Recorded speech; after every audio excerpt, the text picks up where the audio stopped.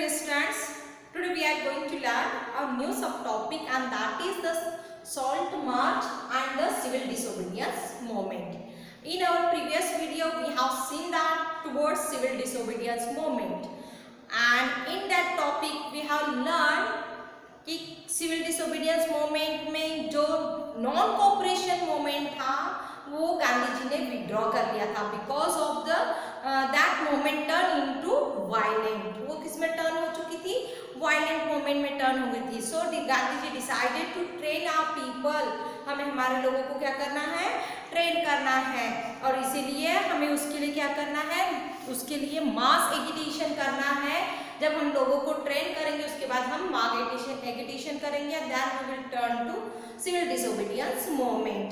उसमें हमने ये भी देखा था कि जो गवर्नमेंट के इलेक्शंस होने वाले थे, जिसमें दिया गया था कि एक साइड में CR दास जो थे and Motilal Nehru, they wanted to participate in the council election, but in another side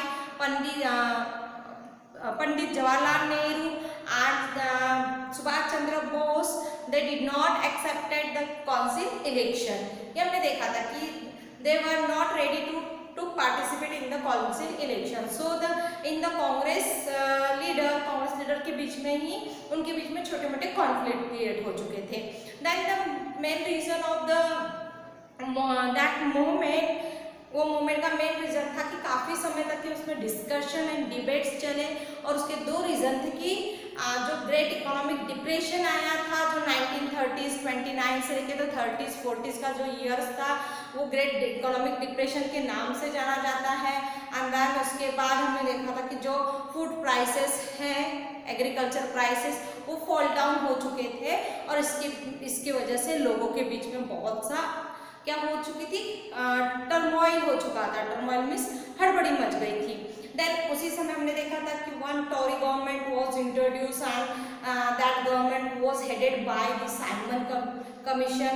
जो साइमन कमीशन बैठा लगाया था जिसका हेडेड था सर जॉन साइमन, और वो किस लिए बुलाया गया था? To function in the constitution, हमारे जो कॉन्स्टिट्यूशन को फंक्शन करने के लिए। But that's drawback was there were no Indian members, means वहाँ पे कोई भी इंडियन मेंबर्स नहीं थे, और इसीलिए लोगों ने उसको डेमोन्स्ट्रेशन करना शुरू कर दिया, उसके खिलाफ अपोज करना शुरू कर दिया कि उन्होंने 1928 को नारा लगाना शुरू कर दिया कि साइमन गो बैक, क्योंकि जो साइमन कमीशन बैठा लगाया था वहाँ पे कोई भी इंडियंस मेंबर्स नहीं थे।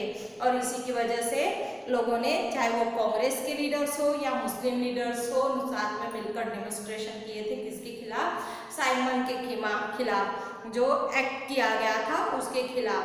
एंड फिर जो लॉर्ड इरविन है, उन्होंने अक्टूबर 1929 को जो डोमिनेंट स्टेटस जो इंडियंस का है, डोमिनेंट स्टेटस एक्सेप्ट किया है।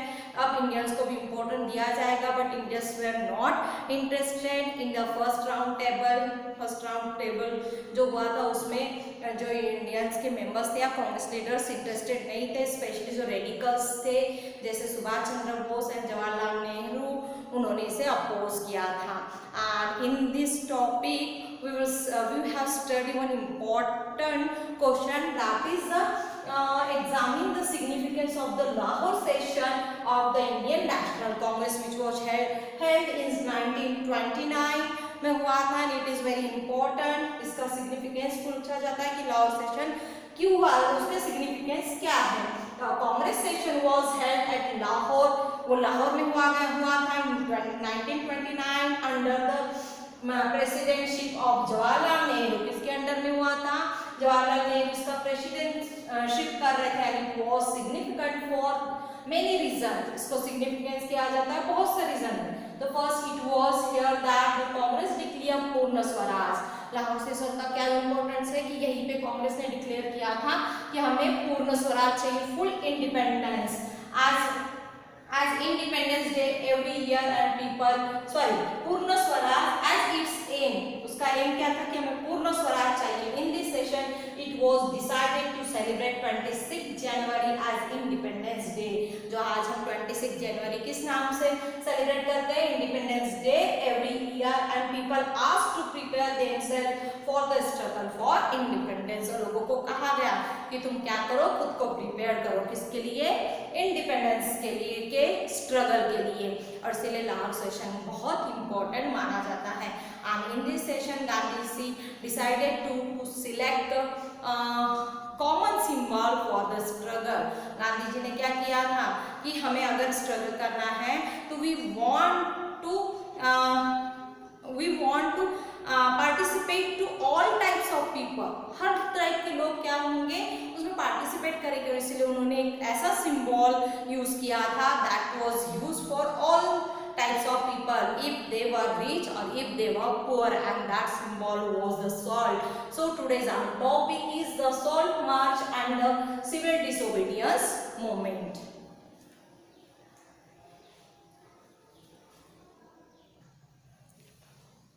Let us see what was happened in the Salt March and the Civil Disobedience Movement.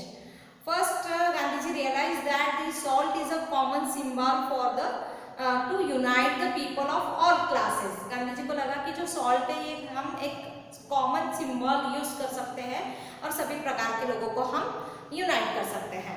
Eight that time Gandhi ji wrote a letter to Irwin, उन्होंने इरविन को एक लेटर लिखा, and there were the 11 demands of the Gandhi ji. वहाँ पे गांधी जी की 11 demands उन्होंने रखी, और उन्होंने ऑन 31 जनवरी 1930 को उन्होंने क्या किया, गांधी जी ने लेटर लिखा इरविन को, स्टेटिंग general and specific demand. There were some general demand and some specific demands for the industrialists to peasant, means all class are included in that demand, means वो डिमांड में हर class के लोगों के बारे में सोचा किया गया था, चाहे वो जनरल हो प्रॉब्लम या फिर वो एक स्पेसिफिक प्रॉब्लम हो या डिमांड हो, उस टाइप का लेटर गांधी जी ने इरविन को लिखा था। Then abolition of salt tax was common to all, means उसमें क्या करने वाले थे गांधी जी ने, ये कहा था common salt is a common symbol for all the people, सब लोगों के लिए कॉमन सिंबल है, because salt is use same if the people are rich और पुअर, अगर वो गरीब है या रिच है लेकिन वो जो सॉल्ट यूज करते हैं उसकी क्वांटिटी सेम रहती है। ये नहीं कि वो रिच है तो वो सॉल्ट का ज़्यादा यूज कर रहे हैं या वो पुअर है तो सॉल्ट का कम यूज कर रहे हैं। And it is a essential item, हम इसेंशियल चीज कहेंगे कि अगर हम खाना बना रहे हैं तो उसके लिए बहुत इसेंशियल है, इसके बिना जो फूड है वो टेस्टलेस लगता है, तो हर कोई इसका कॉमन यूज कर रहा था। बट इसमें रियलाइज किया गया था कि हर सोसाइटी के लोग इन्वॉल्व होना चाह रहे थे, क्योंकि ये कॉमन था, कॉमन सॉल्ट सभी के लिए कॉमन है, और उसमें टैक्स लेना ये लोगों को पसंद नहीं आ रहा था। इसलिए all the society, all the classes of society, यानी सोसाइटी में जितने भी क्लासेस है, all the people come together in one nation, one unity, वो एक साथ एक नेशन के लिए एक यूनिटी दिखाई उन्होंने, और उन्होंने अबोलिशन ऑफ सॉल्ट टैक्स, हम सॉल्ट के ऊपर टैक्स नहीं देंगे करके सख्त मना कर दिया।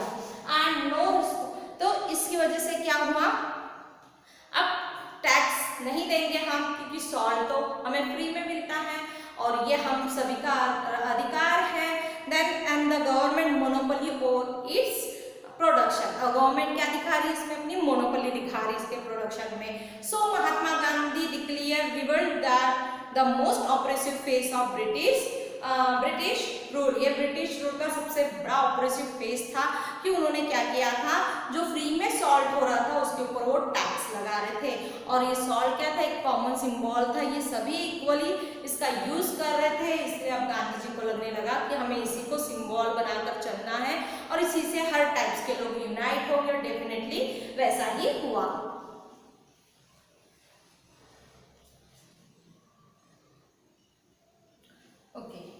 Next is no response from Irving. Gandhi ji started salt march and joined by many. अब गांधी जी ने जो लेटर लिखा था इरविन को, that was the ultimatum, means एक वार्निंग थी या एक सजेशन था इरविन को कि आप हमारी 11 डिमांड्स पूरी कर लो तो हम सिविल डिसोबीडियंस मूवमेंट नहीं करेंगे, अदरवाइज हम सिविल डिसोबीडियंस मूवमेंट लॉन्च करेंगे। गांधी जी ने साफ लेटर में लिखा था, but the Irwin was not ready to accept Gandhi ji demand, Gandhi ji की डिमांड को एक्सेप्ट करने के लिए वो रेडी नहीं था। तो फिर क्या किया, गांधी जी ने सिविल डिसोबीडियंस मूवमेंट करना शुरू किया। मीन्स अब हमें डिसाइड किया कि हमें अब सिविल डिसोबीडियंस मूवमेंट शुरू करना है। और उन्होंने कहा था कि कब ये शुरू हुआ था, 31 जनवरी 1933 को लेटर लिखा था और कहा था कि हम आपको टाइम दे रहे 11 मार्च तक के, अगर 11 मार्च तक के आपका कोई भी रिस्पॉन्स नहीं आता है तो हम अपने तरीके से क्या करेंगे, स्ट्रगल करेंगे या मूवमेंट करेंगे। लेकिन उस समय तक के इरविन का कोई भी, Irwin was not ready to negotiate with the Mahatma Gandhi and then Mahatma Gandhi started the civil disobedience movement. अब सिविल डिसोबीडियंस कैंपेन्स लॉन्च करने के लिए गांधी जी ने क्या कहा, क्या किया, गांधी जी ने अपने कुछ वॉलंटियर्स को लिया साथ में, उसमें 78 उनके वॉलंटियर जो थे उन्होंने उसको ज्वाइन किया और उन्होंने रैलीज निकाली अपने आश्रम से, जो साबरमती में आश्रम था महात्मा गांधी का, वहां से लेके तो गुजरात के कोस्टल एरियाज जो दांडी था, दांडी तक के उन्होंने अपना पद यात्रा निकाली। दांडी यात्रा कहा जाता है जिसे, जो 240 माइल्स का डिस्टेंस था। इस तरीके से उन्होंने रैलीज निकालना शुरू कर दिया। फिर उन्होंने 24 डेज तक के गांधी जी और उनके वॉलंटियर्स चलते रहे और उन्होंने 10 माइल्स का जो है डिस्टेंस अपना क्रॉस कर लिया। उस समय जब गांधी जी जा रहे थे तो वो जगह जगह पर रुककर अपना स्पीच दे रहे थे। People were ready to accept, people were interested to listen their speech. लोग अपने घरों से बाहर आने लगे, गांधी जी को सुनने लगे और उन्होंने भी रियलाइज किया कि हमने भी, we are also join to Gandhi ji यात्रा, जो गांधी जी की यात्रा थी उसको हमें भी ज्वाइन करना चाहिए। और इसी तरीके से गांधी जी ने पीसफुली अपना क्या किया, मूवमेंट शुरू रखी। 6 अप्रैल में वो जब पहुंच गए दांडी, वहाँ पे उन्होंने एक सेरेमनी की और वहाँ उन्होंने पानी, वहाँ के समुद्र के पानी को बॉईल करके उन्होंने उससे सॉल्ट बनाया। इस तरीके से उन्होंने सिविल डिसोबीडियंस मूवमेंट को शुरू किया। आपको समझ में आया? इट्स वेरी इंपॉर्टेंट कि सॉल्ट मार्च के बारे में पूछा जाता है, गांधी जी के गांधी-इरविन पैक्ट के बारे में पूछा जाता है, इसीलिए ये जो टॉपिक है बहुत इंपॉर्टेंट टॉपिक है। Manufacturing salt by boiling water, उन्होंने वहाँ पे वाटर बॉईल करके सॉल्ट को मैन्युफैक्चर किया। This mark the beginning of the civil disobedience movement. तो what was the difference between the civil disobedience movement and the non cooperation movement? It's your homework. क्या difference here है civil disobedience movement में और non cooperation movement के बीच में?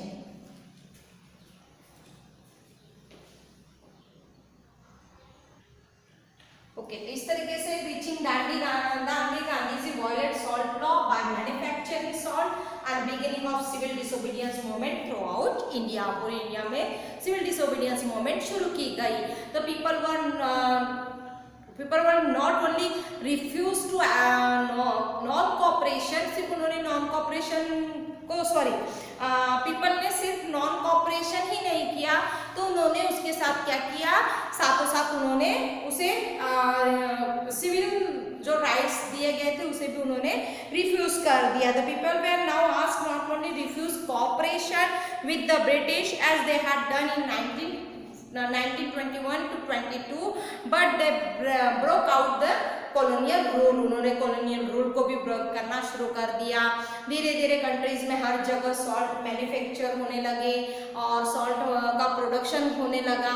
और जो government थी, गवर्नमेंट जो सॉल्ट मार्च प्रोड्यूस कर रही थी, प्रोडक्ट कर रहे थे, उनके आगे डेमोन्स्ट्रेशन किया गया, लोगों को बुलाया गया, लोगों ने उसके आगे डेमोन्स्ट्रेशन किया कि अब हम खुद भी क्या कर सकते हैं, सॉल्ट प्रोडक्ट कर सकते हैं या सॉल्ट मैन्युफैक्चर कर सकते हैं। एज द मूवमेंट स्प्रेड, जैसे मूवमेंट स्प्रेड की थी, फॉरेन क्लॉथ्स वर बॉयकॉट, फॉरेन क्लॉथ्स को बॉयकॉट किया गया था, लिकर शॉप्स को पिकेट किया गया था, ये हमने देखा नॉन कॉपरेशन मूवमेंट में। तो सेम यहाँ पे जितने भी सिविल लॉज थे, कॉलोनियल लॉज थे, उसे क्या किया गया, ब्रेक किया गया। Official resign to their post as well as the reserve forest act जो पास किया गया था उसे भी रिफ्यूज करके लोगों ने एंट्री शुरू कर दी थी, फॉरेस्ट में एंट्री लेना शुरू कर दिया था। And they were grazing their animals as well as they were collecting food means उन्होंने अब हर तरीके से जितनी भी बाउंडिंग लगाई गई थी कॉलोनियल गवर्नमेंट के थ्रू,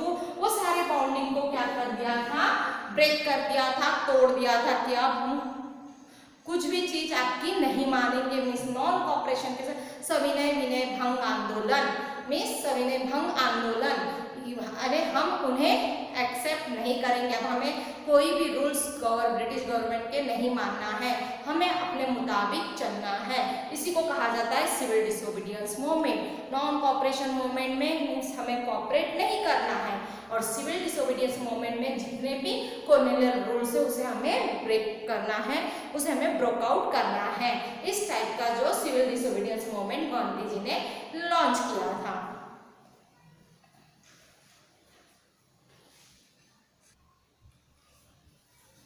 ओके, अब ये सारा तो हो रहा था एक साइड में कि लोगों ने शुरू कर दिया था अपना जो है दिखाना, मीन्स हम आपको सपोर्ट भी नहीं कर रहे हैं और आपके जितने भी कॉलोनियल लॉज है उसको हम ब्रेक आउट कर रहे हैं। दैन जैसे जैसे ये स्ट्रगल डेवलप होने लगा, worried by the development of this struggle, जो ब्रिटिश गवर्नमेंट थी, that government started arresting the leaders, उन्होंने लीडर्स को अरेस्ट करना शुरू कर दिया। And this lead to violent clashes in many places, बहुत से जगह पे वायलेंट होने लग गए। और जो अब्दुल गफ्फार थे, वो गफ्फार खान, उन्हें 1930 अप्रैल 1930 जो डिवोट डिसिपल थे गांधी जी के, एक डिसिपल थे, उन्हें 1930 में क्या किया गया, अरेस्ट किया गया अप्रैल 1930 में। और इससे लोग जो थे पीपल बहुत अग्रेसिव, वो अग्रेसिव हो गए एंड दे स्टार्टेड अटैक, उन्होंने अटैक करना शुरू कर दिया। जो फेस आर्म कार के ऊपर अटैक करना शुरू कर दिया, पुलिस फायरिंग शुरू हो गई, और इस तरीके से जो नॉन वायलेंट मूवमेंट थी वो वायलेंट मूवमेंट में टर्न होने लगी। मैनी वर किल्ड, बहुत से लोग उसमें मारे गए। एंड अ मंथ लेटर, कुछ महीनों के बाद Gandhi ji himself was arrested, Gandhi ji को अरेस्ट कर लिया गया। उससे लोग और आग बबूला हो गए, लोगों ने डेमोन्स्ट्रेशन शुरू कर दिया, लोगों ने म्युनिसिपल बिल्डिंग्स में अटैक कर दिया, पुलिस पोस्ट में अटैक कर दिया, लॉ कोर्ट्स में अटैक करना शुरू कर दिया। और इससे क्या हुआ, रेलवे स्टेशन पे उन्होंने रेलवे स्टेशन के जितने भी ब्रिटिश सिंबल थे सब पे अटैक करना शुरू कर दिया, और उन्होंने अपना गुस्सा दिखाना शुरू कर दिया। और फ्राइटेंड गवर्नमेंट रिस्पॉन्डेड, अब जो डरी हुई गवर्नमेंट थी उसने एक ब्रूटल रिप्रेशन पॉलिसी लेकर आई, मीन्स उसने बहुत अत्याचार करना शुरू कर दिया। पीसफुल सत्याग्रह को उन्होंने बेदर्दी से मारना शुरू कर दिया। उसमें कई ऐसे वुमेन थे, कई ऐसे बच्चे थे जो उस लपेटे में आ गए, और 1 लाख पीपल वर अरेस्टेड, उसमें 1 लाख जो लोग थे उन्हें अरेस्ट किया गया था, जो इनोसेंट थे, जिनका कोई भी उसमें क्राइम, उन्होंने कोई भी क्राइम न करते हुए ऐसे लोगों को भी अरेस्ट कर लिया गया था। इस तरीके से जो नॉन वायलेंट मूवमेंट थी वो वायलेंट में टर्न हो गई थी।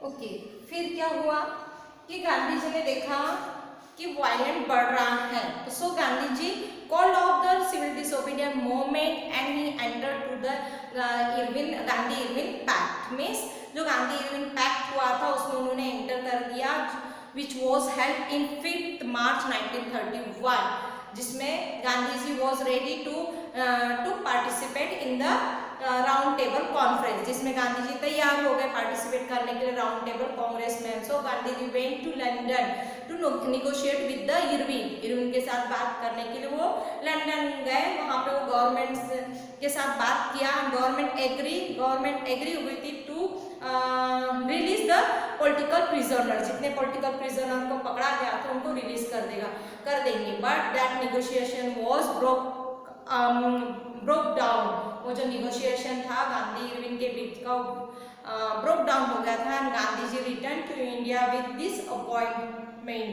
मीन्स वो डिसअपॉइंटेड होकर वो लौट आए Gandhi ji. But when he was return that time he had saw that, उन्होंने देखा कि क्या हुआ था कि जवाहरलाल नेहरू जो थे और अब्दुल गफ्फार, उन्हें अरेस्ट कर लिया गया था, जेल में डाल दिया गया था। Situation was very worst, situation बहुत खराब हो चुकी थी। आना जो कांग्रेस पार्टी थी that was decide announce that party was illegal. Announce किया था कि जो पार्टी वो कैसी है, इलीगल पार्टी। उन्होंने जो डेमोन्स्ट्रेशन किए हैं, जो बॉयकॉट किया है, जो मीटिंग्स की ली है, वो सारी इलीगल मीटिंग्स हैं। और मजबूरी में गांधी जी को फिर से सिविल डिसोबीडियंस मूवमेंट रीलॉन्च करना पड़ा। और उन्होंने वैसा ही किया, फिर से रीलॉन्च किया सिविल डिसोबीडियंस मूवमेंट। बट वो मूवमेंट ज़्यादा समय तक के नहीं चल सकी और फिर से 1934 को मूवमेंट को उन्होंने फिर से कंटिन्यू न करते हुए फिर से उसको उन्हें स्लो डाउन करना पड़ा। मीन्स वो धीरे धीरे खत्म होने लगी थी। इस तरीके से हमने देखा कि गांधी जी ने सिविल डिसोबीडियंस पहले लॉन्च किया, देन उसके बाद उसको उन्होंने कॉल्ड ऑफ किया और फिर बाद में फिर से उन्हें सिविल डिसोबीडियंस को रीलॉन्च करना पड़ा, क्योंकि गांधी जी तो रेडी थे। इरविन पैक्ट गांधी, ये इंपॉर्टेंट होता आता है, what was the significance of the Gandhi Irwin pact, और write a short information about the Gandhi Irwin pact. तो इसके बारे में आपको 3 मार्क्स के लिए क्वेश्चन पूछा जाता है। तो ये जितना भी अभी हमने टॉपिक पढ़ा है, the salt march and the civil disobedience movement, it's very important.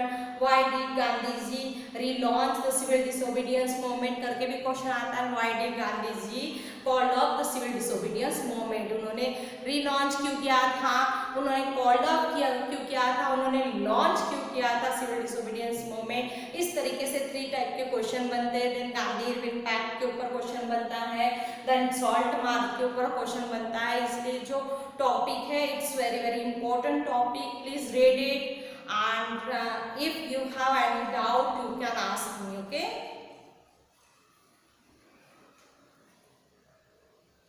So in this way we have completed our this topic. Then we will meet to our next video with our new topic, and that topic is how participants saw the movement. अब इसमें जिन्होंने participate किया था सबने moment को अलग अलग तरीके से देखा था, अलग अलग तरीके से उन्होंने उसका मीनिंग निकाला था। अलग अलग मीनिंग निकालने के बाद से जो हुआ था कि हमने देखा था कि स्वराज का हर किसी ने डिफरेंट टाइप से मीनिंग निकाला था। तो देखते आगे में फिर और क्या होता है। So this is very interesting chapter, read all the chapter carefully, okay? Take care, bye bye.